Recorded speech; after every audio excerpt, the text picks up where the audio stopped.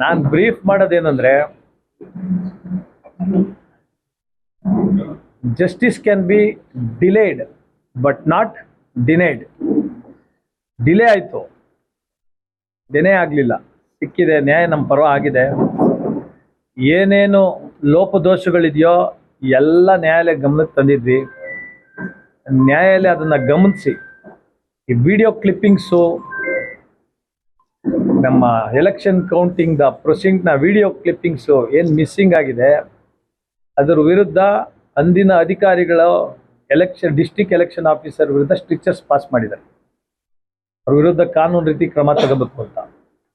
ಆಮೇಲೆ ಏನು 17C form 113 signatures missing ಆಗಿದೆ, ಅದನ್ನು ಕೂಡ ಗಮನಿಸಿ ನಾವು ರೀಕೌಂಟಿಂಗ್ ಕೇಳಿದ್ವಲ್ಲ, ಅದನ್ನು ಇವರು ಆರ್ಡರ್ಸ್ ಪಾಸ್ ಮಾಡದೆ ಏನು ಎಲೆಕ್ಷನ್ ರಿಸಲ್ಟ್ನ ಘೋಷಣೆ ಮಾಡಿದ್ರು, ಇದನ್ನೆಲ್ಲ ಗಮನಿಸಿ ಈ ಎಲೆಕ್ಷನ್ನೇ ಅಸಿಂದು ಅಂತ ಘೋಷಣೆ ಮಾಡಿದ್ದಾರೆ. ಎಲೆಕ್ಷನ್ನ ಸೆಟಿಸೈಡ್ ಮಾಡಿದ್ದಾರೆ. ನಮಗೆ 4 ವಾರಗಳ ಒಳಗಡೆ ಕೌಂಟಿಂಗ್ ಆಗಬೇಕು ಅಂತ ಆದೇಶ ಮಾಡಿದೆ. ಅವ್ರಿಗೆ ಸುಪ್ರೀಂ ಕೋರ್ಟ್ಗೆ ಹೋಗ್ಲಿಕ್ಕೆ 1 ತಿಂಗಳ ಕಾಲ ಟೈಮ್ ಕೊಟ್ಟಿದ್ದಾರೆ.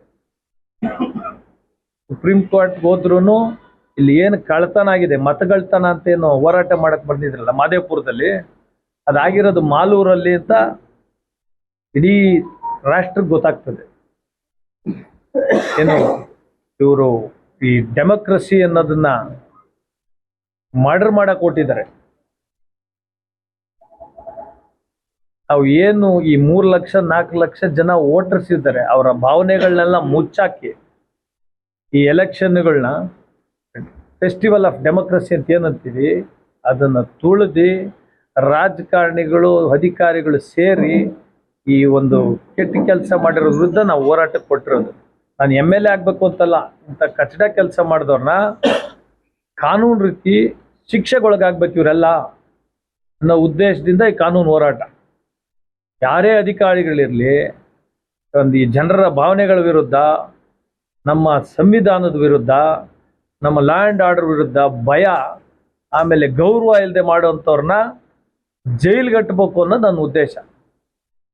ಹಾಗಾಗಿ ಇವತ್ತು ಜಯ ಸಿಕ್ಕಿದೆ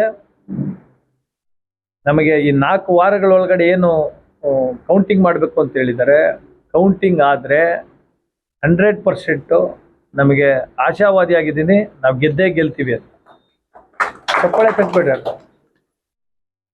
ಇನ್ನೇನಾರ ಇದ್ರೆ ನೀವು ಹೇಳ್ಬೇಕು. ಪೂರ್ತಿ ಚಿಲ್ಲರೆ ಇದೆ.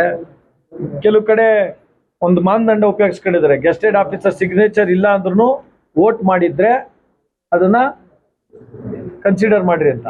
ಮತ್ತು ಅದು ನಮಗೆ ಆ್ಯಡ್ ಆಗ್ತದೆ. ಸರ್, ನೀವು ಕೌಂಟಿಂಗ್ ಎಲ್ಲ ಮಾಡಿದ್ರೆ ಕರೆಕ್ಟ್ ಆಗಿ ಬರುತ್ತೆ ಅಂತ ಹೇಳಿದ್ರೆ ಮತ್ತೆ ಮಿಸ್ ಎಲ್ಲ ಹೇಳದ್ ಕೇಳಿ. ಕೌಂಟಿಂಗ್ ಟೋಟಲ್ ಕರೆಕ್ಟ್ ಆಗಿರುತ್ತೆ, number of vote polled correct ಆಗಿರುತ್ತೆ. ಇಂಡಿಪೆಂಡೆಂಟ್ಸ್ ಹತ್ತು ಜನ ಇರುತ್ತೆ ಅಂತ ಇಟ್ಕೊಳ್ಳಿ, ಅವ್ರಿಗೆಲ್ಲ 20, 30, 40 ವೋಟ್ ಇರ್ತದೆ. ಅವ್ರದ್ದು ತೆಗ್ದು ನನಗೆ ಹಾಕ್ಬಿಟ್ರೆ ಅವ್ರನ್ನ ಕೇಳೋರಿಲ್ಲ, ಅವ್ರಿಗೆ ಯಾರು ಏಜೆಂಟ್ಸ್ ಇರಲ್ಲ. ಟೋಟಲ್ ಮಾಡಿದ್ರೆ ಕರೆಕ್ಟಾಗೇ ಬರುತ್ತೆ. ಟ್ಯಾಬ್ಯುಲೇಷನ್ ಟೈಮಲ್ಲಿ ಆಗುತ್ತೆ. ಈ ತರ ಎಷ್ಟಾಗಿದೆ? ಜಾಸ್ತಿ ಆಗಿದೆ. ನನಗೆ ಇಲ್ಲಿನ ಅಧಿಕಾರಿಗಳು ಮಾಹಿತಿ ಕೊಟ್ಟಿರೋ ಪ್ರಕಾರ 300 ಚಿಲ್ಲರೆ ಹೋಟೆಲ್ ಗೆಲ್ತೀರಾ ಅಂತ ಹೇಳ್ತಾರೆ. ನಾನು ಎಲೆಕ್ಷನ್ ಹಾಲಿಗೆ ಬರ್ಬೇಕಾದ್ರೆ 108 ಹೋಟೆಲ್ ಗೆದ್ದಿದ್ದಾರ ಅಂತೇಳಿ ನನಗೆ ಅನೌನ್ಸ್ ಮಾಡಿ ಕರ್ಕೊಂಡಿದ್ದೆ ನಮ್ಮ ಕಾರ್ಯಕರ್ತರೆಲ್ಲ ಹೇಳಿ. ಆಮೇಲೆ ಬರ್ತಾ ಬರ್ತಾ ಬರ್ತಾ 5 ಅವರ್ ಡಿಲೇ ಆಗುತ್ತೆ ಅನೌನ್ಸ್ ಮಾಡೋಕ್ಕೆ. ಈಗ ಅವ್ರು ಗೆದ್ದಿದ್ರು 248 ಹೋಟೆಲ್ ಗೆದ್ದಿದ್ದಿದ್ರೆ 11 ಗಂಟೆಗೆ ಅನೌನ್ಸ್ ಮಾಡಬೇಕಾಯ್ತು. ಜಿಲ್ಲೆ ಪೂರ್ತಿ ಅನೌನ್ಸ್ ಆಯಿತು, ನಮ್ಮದು ಮಾತ್ರ ಅನೌನ್ಸ್ ಆಗಲಿಲ್ಲ. ಆಮೇಲೆ ನಾವು ಅರ್ಜಿ ಕೊಡ್ತೀವಲ್ಲ ರೀಕೌಂಟಿಂಗಿಗೆ, ಅದ್ರ ಮೇಲೆ ಆರ್ಡರ್ ಪಾಸ್ ಮಾಡಿ ಆಮೇಲೆ ಎಲೆಕ್ಷನ್ದು ರಿಸಲ್ಟ್ ಘೋಷಣೆ ಮಾಡಬೇಕು. ಇವರು ನಾವು ಕೊಟ್ಟಿರೋ ಅರ್ಜಿದು ಆರ್ಡರ್ ಪಾಸ್ ಮಾಡಿರೋದು 4 ದಿನ ಆದಮೇಲೆ. ಅದು ಇಲ್ಲಲ್ಲ, ಅಲ್ಲೆಲ್ಲ ಗೌರಿಬಿದನೂರ್ ಹತ್ರ ಅವ್ರ ಮನೇಲಿ ಇರ್ತಾರೆ ಕುಮಾರಸ್ವಾಮಿ ಅವರು, ಅವ್ರ ಮನೆಗೆ ಹೋಗಿ ಆರ್ಡರ್ ಇಸ್ಕೊಂಡ್ ಬಂದಿದ್ದು ನಾವು, ರಿಟರ್ನಿಂಗ್ ಆಫೀಸರ್. 4 ದಿನ ಆದಮೇಲೆ ನಮ್ಮ ಅರ್ಜಿ ಇಟ್ಕೊಂಡು ಎಲೆಕ್ಷನ್ ರಿಸಲ್ಟ್ನ ಘೋಷಣೆ ಮಾಡಂಗಿಲ್ಲ ಅವರು.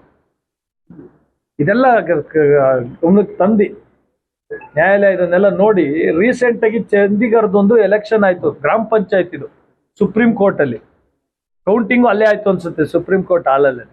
ಸೋತ್ ಬಿಟ್ಟಿರ್ತಾರೆ ಗ್ರಾಮ ಪಂಚಾಯತಿಲಿ ಕನಸಿದ್ರೆ 58 ಟೋಟಲ್ ಗೆಲ್ತಾರೆ.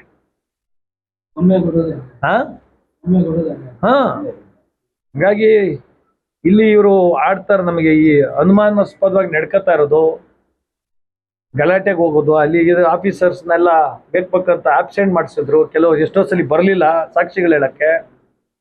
ಡಿ ಸಿ ಅವ್ರು ಹೇಳಿಕೆ ಕೊಟ್ಟಿರೋ ರೀತಿ, ಕುಮಾರಸ್ವಾಮಿ ಅವ್ರು ಹೇಳಿಕೆ ಕೊಟ್ಟಿರೋ ರೀತಿ, ಎಲೆಕ್ಷನ್ ಆಫೀಸರು, ಇದೆಲ್ಲ ತುಂಬಾ ಅನುಮಾನ. ಇದನ್ನೆಲ್ಲ ಗಮನಿಸಿ ಅವರು ಕೋರ್ಟ್ಗೆ ಮನವರಿಕೆ ಆಗಿ ಈ ಎಲೆಕ್ಷನ್ ಕೌಂಟಿಂಗ್ ನಡೆದಿಲ್ಲ, ಕರೆಕ್ಟಾಗಿ ನಡೆದಿಲ್ಲ, ಸಾಕಷ್ಟು ಲ್ಯಾಪ್ಸಸ್ ಇದೆ, ಲೋಪದೋಷಗಳಿದೆ, ಅದಕ್ಕೆ ಅಸಿಂದು ಮಾಡಿರೋದು. ಸುಪ್ರೀಂ ಕೋರ್ಟ್ ಹೋಗೋದಕ್ಕೆ ಅಲ್ಲಿ ವಾದವಿವಾದ ಆಲಿಸಬೇಕು. ಅಲ್ಲ, ಇಲ್ಲಿ ನಮ್ದು ಆರ್ಡರ್ ಆಗ್ಬಿಟ್ಟಿದೆ. ಒಂದು ತಿಂಗಳ ಒಳಗಡೆ ಇವರು ಅದ್ರ ಈ ಆರ್ಡರ್ ತಪ್ಪ ಅನ್ನೋದು ಹೇಳ್ಬೇಕು. ಸುಪ್ರೀಂ ಕೋರ್ಟ್ ಅಲ್ಲಿ ನಮ್ಗೆ ನ್ಯಾಯ ಸಿಗುತ್ತೆ ಅಂತ ಹೋಗ್ತದೆ. ಎಲ್ಲರೂ ಹಂಗೆ ಇರ್ತಾರೆ, ಸುಪ್ರೀಂ ಕೋರ್ಟ್ ಅಲ್ಲಿ ನ್ಯಾಯ ಸಿಗುತ್ತೆ ಅಂತ ಹೇಳೋದು ತಪ್ಪಿಲ್ಲ. ನಾನು ಅವತ್ತಿನ ದಿನ ಸ್ಪಾಟ್ ಅಲ್ಲಿ ಇರ್ಲಿಲ್ಲ, ಎಣಿಕೆ ದಿನ ಆಮೇಲೆ ಬಂದಿದ್ದು, ಪ್ರಕಟ ಆದ್ಮೇಲೆ ನಾನು ಬಂದಿದ್ದು ಫಲಿತಾಂಶ ಅಂತ ಅವ್ರು ಹೇಳಿದ್ರು. ನಾವೇನು ಇದೀರಿ ಅಂತ ಹೇಳಿದ್ವಿ. ಈಗ ಅವ್ರ ಅಧಿಕಾರಿಗಳು ಮಾಡಿರೋದು, ಅನೌನ್ಸ್ ಮಾಡಿರೋ ಅಧಿಕಾರಿಗಳು. ಸಿದ್ದರಾಮಯ್ಯನವರು ಅಲ್ಲಿಂದ ಫೋನ್ ಮಾಡಿದ್ರೆ, ಡಿ ಕೆ ಶಿವಕುಮಾರ್ ಅಲ್ಲಿಂದ ಫೋನ್ ಮಾಡಿದ್ರೆ ಡಿ ಸಿಗೆ ಸ್ಪಾಟ್ಗೆ ಬರ್ಬೇಕಂತ ಇದೆಯಾ? ಫೋನ್ಗಳು ಇದೆಯಲ್ಲ, ಈಗ ಸ್ಪಾಟ್ಗೆ ಹೋಗಿ ಮಾಡೋಕ್ಕಲ್ಲ, ಒಟ್ಟಾಗಿದೆ. ಈಗ ಫೋನ್ ಇದೆಯಲ್ಲ, ಅದರಲ್ಲೇ ಮಾತಾಡ್ತಾರೆ. 130 ಸೀಟ್ ಬಂದಿದೆ, ನೆಕ್ಸ್ಟ್ ನಿಮ್ಗೆಲ್ಲ ಅನುಕೂಲ ಆಗ್ಬೇಕಂದ್ರೆ ನಾನು ಹೇಳ್ದಂಗೆ ಮಾಡ್ರಿ ಅಂತ ಹೇಳಿರ್ತಾರೆ. ಸಹಜ ಅಲ್ವಾ? ನಮ್ದು ಇದ್ದಿದ್ದು ಯಾವ ಎಲೆಕ್ಷನ್ನು 11 ಗಂಟೆಗೆ ಕ್ಲೋಸ್ ಆಗ್ಬೇಕಾಗಿತ್ತು, ಅನೌನ್ಸ್ ಮಾಡ್ಬೇಕಾಗಿತ್ತು. ನಮ್ದು ಅನೌನ್ಸ್ ಮಾಡಿದ್ದು ಯಾವಾಗ? 5 ಗಂಟೆ, 5:30, 6 ಗಂಟೆಗೆ. ರೀಕೌಂಟಿಂಗ್ 2 ಅವರಲ್ಲಿ ಮುಗ್ದೋಗ್ತಾ ಇತ್ತು. ಯಾಕೆ ಮಾಡಲಿಲ್ಲ?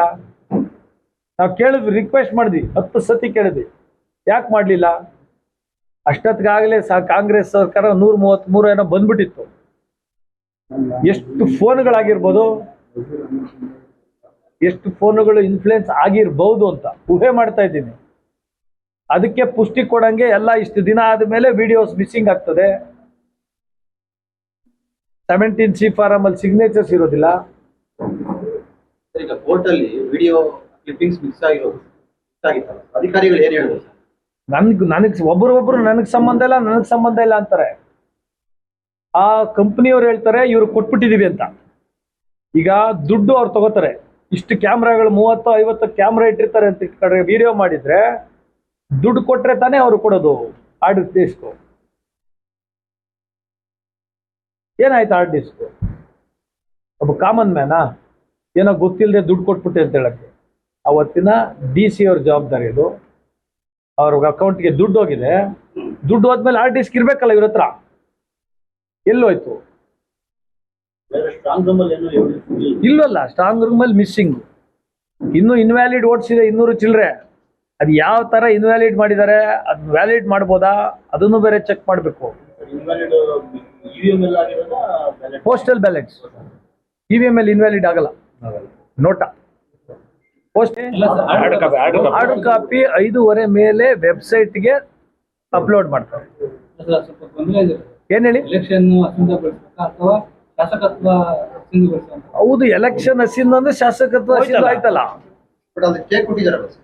ಸ್ಟೇ ಅಂದ್ರೆ 1 ತಿಂಗಳು ಏನೇ ಒಂದು, ಇವತ್ತು ಯಾವುದೇ ಒಂದು ಕ್ರಿಮಿನಲ್ ಇದರಲ್ಲಿ ಒಂದು ಯಾರಿಗಾರ ಸಜಾ ಆದ್ರೆ ಅವ್ರಿಗೆ 1 ತಿಂಗಳ ಕಾಲಾವಕಾಶ ಇರುತ್ತೆ. ಸಡನ್ ಆಗಿ ತಗೊಂಡಾಗ ಗಲ್ಗಾಕಲ್ಲ.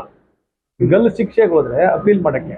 ಇವರು ಇಲ್ಲಿ ಆಲ್ರೆಡಿ ಶಾಸಕರು ಇರ್ತಾರೆ, ಅವ್ರನ್ನ ಅಸಿಂದು ಮಾಡಿದಾಗ ಅವ್ರಿಗೊಂದು ಕಾಲಾವಕಾಶ ಕೊಟ್ಟಿದ್ದಾರೆ.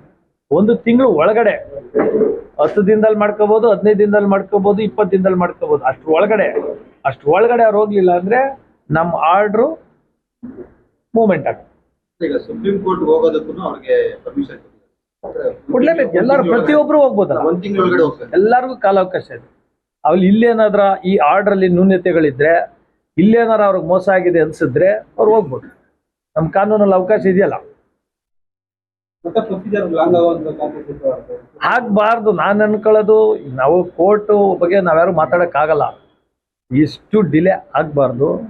ಸುಪ್ರೀಂ ಕೋರ್ಟಲ್ಲೂ ನಾನು ಆಶಾವಾದಿಯಾಗಿದ್ದೀನಿ, ಡಿಲೇ ಆಗಲ್ಲ.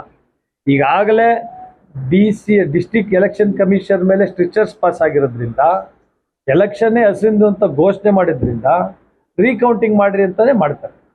ಇನ್ನು ಅದು ಬಿಟ್ಟು ಇವ್ರು ಏನು ಹೇಳೋಕ್ಕಾಗ್ತದೆ? ಇವ್ರದ್ದು ಏನು ಗ್ರೌಂಡ್ಸು? ಇವ್ರಿಗೆ ನಷ್ಟ ಏನು? ರೀಕೌಂಟಿಂಗ್ ಆದರೆ ನಷ್ಟ ಏನು? ಮಾಡೋದು ಆಫೀಸರ್ಸು. ಇವ್ರಿಗೆ ಕರೆಕ್ಟಾಗಿ ಇದೆಯಲ್ಲ, 248 ಓಟಲ್ಲಿ ಗೆದ್ದಿದ್ದಾರೆ. ಇನ್ನೊಂದ್ಸಲಿ ರೀಕೌಂಟಿಂಗ್ ಆದರೂ 248. 50,000 ರೂಪಾಯಿ ನೋಟ್ ಕೊಡ್ತೀರಿ, ಬಂಡ್ಲು ಕೊಡ್ತೀರಿ, 3 ಸತಿ ಎಣಿಸಿದ್ರು 100 ಇರ್ತದೆ ಅಲ್ವಾ? ಕಳ್ತನ ಮಾಡಿದ್ರೆ ಕಡಿಮೆ ಆಗ್ತದೆ ಅಲ್ವಾ? ಹಂಗಾಗಿ ರೀಕೌಂಟಿಂಗ್ ಮಾಡಿದ್ರೆ ಅವ್ರಿಗೆ ನಷ್ಟ ಏನು? ನಾನು ನಿಮ್ಮ ವಿಡಿಯೋಗಳಲ್ಲಿ ಕೆಲವು ಕಡೆ ಎಲ್ಲ ನೋಡಿದ್ದೀನಿ, ರೀಕೌಂಟಿಂಗ್ ಮಾಡಿದ್ರೆ ನಮಗೇನು ತೊಂದರೆ ಇಲ್ಲ ಅಂತ ಮಾಡಿಬಿಟ್ಟಿದ್ರೆ ಮುಗ್ದೇ ಹೋಗಿತ್ತಲ್ಲ. ಈಗಲೂ ಅವ್ರಿಗೆ ಅವಕಾಶ ಇದೆ. ಅವ್ರು ಹೇಳ್ತಾರೆ ರೀಕೌಂಟಿಂಗ್ ಮಾಡಿದ್ರೆ ನಮ್ಗೆ ಬೇಜಾರಿಲ್ಲ, ಅಸಿಂಧು ಅಂತ ಕೊಟ್ಟರು ತೀರ್ಪು ನಮ್ಗೆ ಸಮಾಧಾನ ಇಲ್ಲ. ಸರ್ ಹಸಿಂದು ಅಂತ ಏನಕ್ಕೆ ಮಾಡ್ತಾರೆ? ಇದೆಲ್ಲ ಆಗಿದೆಯಲ್ಲ, ಒಬ್ಬ MLA ಇಟ್ಕೊಂಡು ಹೆಂಗ್ ರೀಕೌಂಟಿಂಗ್ ಮಾಡಕ್ಕಾಗುತ್ತೆ? ಅಲ್ಲಿ ತಪ್ಪಾಗಿದೆ, ಅದನ್ನ ನಿಲ್ಲಿಸಿ ಆಮೇಲೆ ರೀಕೌಂಟ್ ಮಾಡ್ಬೇಕು ಅಲ್ವಾ? MLA ಇಟ್ಕೊಂಡು ರೀಕೌಂಟಿಂಗ್ ಮಾಡಕ್ಕಾಗುತ್ತಾ? ಹಸಿಂದು ನಿಲ್ಬೇಕು, ಅದು ಸಿಟಸೈಡ್ ಮಾಡಿನೇ ಮಾಡೋದು, ಕಾನೂನಲ್ಲಿ ಇರೋದು. ಸರ್ ಈಗಾಗಲೇ